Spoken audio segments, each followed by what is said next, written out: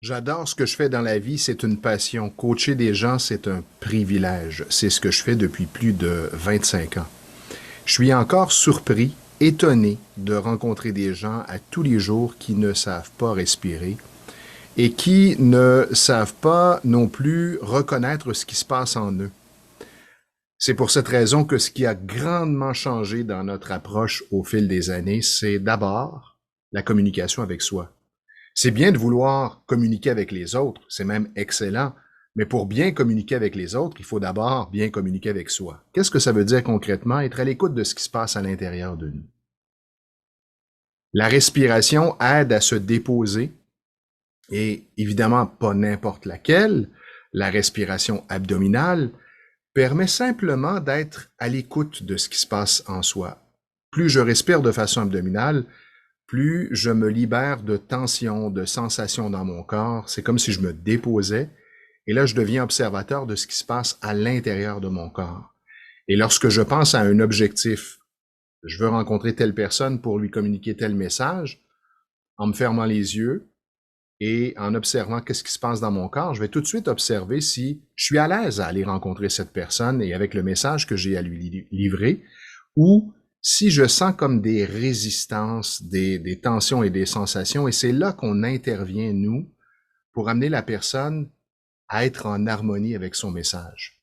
Donc, plus j'apprends à être à l'écoute de moi, à observer ce qui se passe en moi, plus solide je deviens et je me donne plus de chance de faire passer mon message lorsque je suis en relation avec l'autre et surtout que ça se fasse dans l'harmonie et non dans, je dirais, dans une approche conflictuelle ou une approche qui crée des tensions parce que je suis déjà, moi, en résistance.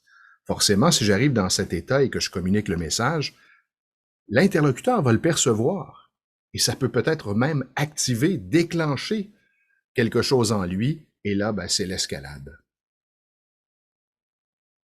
Prenez simplement, à partir d'aujourd'hui, 2 minutes à tous les jours. Ça peut être 2 fois par jour.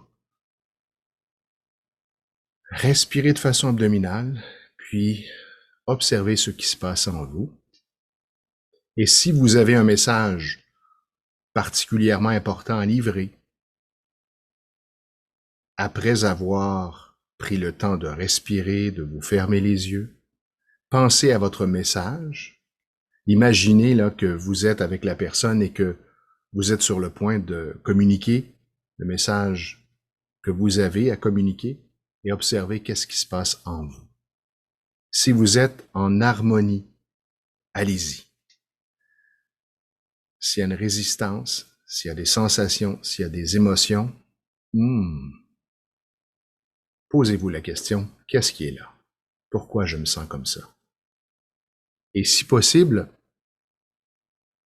libérez-vous de ça avant d'entrer en contact avec l'autre. Et si vous avez besoin de quelques trucs, conseils, d'aller plus loin, n'hésitez pas à nous faire signe.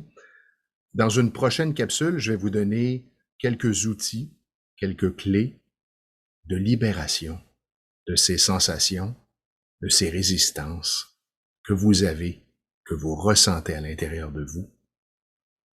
Et d'ici là, respirez.